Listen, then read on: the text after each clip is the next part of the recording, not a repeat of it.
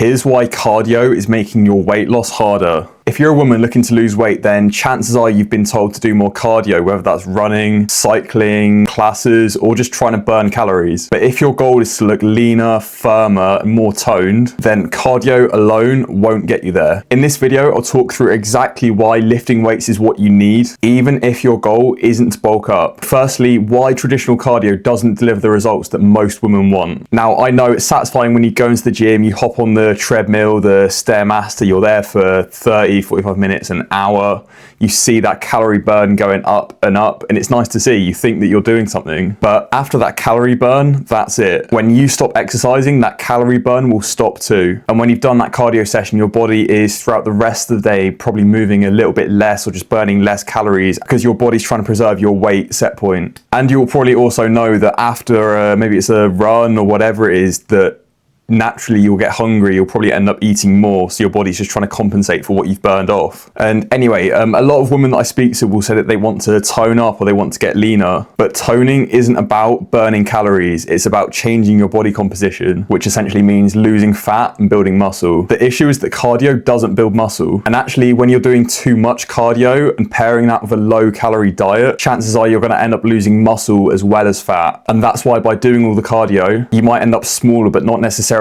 tighter or more defined. So you can lose weight to an extent by doing cardio, but if you don't have muscle underneath, you're not going to get that lean, sculpted look that you're after. So that toned look, and I'm getting fed up of saying that word now, but that comes from having some muscle and less body fat covering it. Lifting weights is what's going to help build that muscle, and I'm not saying that you need to go out and train like a bodybuilder. Just progressively challenging your muscles with resistance training changes how your body looks. It's what will give you the firmer arms, the flatter stomach, and the defined legs that most people talk about as being toned. So instead of trying to burn calories off your body, think of it as you're trying to build something better underneath. Now, another massive reason to lift weights beyond the toning is that it helps you burn more calories in the long run. Basically, muscle is more metabolically active, so it burns more calories even at rest. So the more muscle that you have, the higher your metabolism is. And I know you might be thinking here that you don't want to get bulky, and I get it, but your hormone levels as a woman, especially testosterone, which is the main driver of muscle growth, makes it really hard to build a lot of muscle naturally. What it will give you is that kind of tighter, more athletic shape and the ability to eat more food while still losing fat. Now, don't get me wrong, I'm not saying that cardio is bad. I know I've done a lot of videos in the past slagging off cardio, saying that you shouldn't be doing it and you don't need to do it, but it still has its place because obviously it's great for your heart health, your endurance, your mental health, but it's not the most efficient way when you're looking to lose weight and tone up. Your best results, like we mentioned, will come from combining that strength training with the right nutrition and then adding in a bit of cardio through the week. Now, if you're new to doing strength training, just keep it simple. You can split the main exercises that you'll need into squats, deadlifts or a hip hinge, push exercises, and then pull exercises. Push movements being push-ups or chest presses, pull movements being things like rows and pull downs. Obviously adding in some core work through the week as well. And you want to aim for, in an ideal world, 3 to 4 sessions a week. Obviously, if you're brand new to it and you can only do 1 or 2, then just do that. Focus on what you can do to start with, and then over time you can look to increase it. But it's important to make sure when you are in the gym that you're kind of gradually increasing the weight or the resistance each time you come back to the same exercise. That's something called progressive overload. Now, I might go deeper into this on another video, but essentially you want to make a note of the weights and the reps that you're doing each time that you're in the gym and always be looking to build on that week to week. That's what will help you see changes in your body and your strength. I think the biggest shift that you can make with all of this is in your mindset, and stop thinking in terms of burning calories and start thinking about instead building strength. Because like I said, when you focus on getting stronger with that progressive overload, you'll notice changes firstly, obviously in your body composition, but then also in your posture, your energy, and just your overall confidence. And by doing this, the scale might not drop as fast. If you're building lean muscle, then dropping the fat, the scale might not change. And we've had a lot of people in the programs that I've ran before talk about this, how the scale doesn't change, but they're building that muscle, they're losing the fat, they feel so much better, their clothes fit better, they look better. So don't always rely on the scales as your measure of progress, but it's the weights that is the difference between being lighter and actually looking leaner. So to wrap this up, if your goal is to lose fat, look leaner, and feel stronger, then stop relying on endless cardio. Start strength training, make sure that you're eating enough protein. Again, that's something that I'll probably get into in another video, and that's what will give your body a reason to change. And I know all of this is probably quite a lot to take in, and you might be wondering where to start. If that's you, then go to the first link in my bio and book a free goal setting call where we can run through what your goals are, what's holding you back, and then exactly what you you need to do. Start making progress and putting all of this into practice. Like I said, I'll put it at the top of the description. But anyway, if you found this video helpful, please drop a like, subscribe if you're not already, and leave a comment telling me exactly what you need help with most, because I'm always looking for more video ideas. See you in the next one.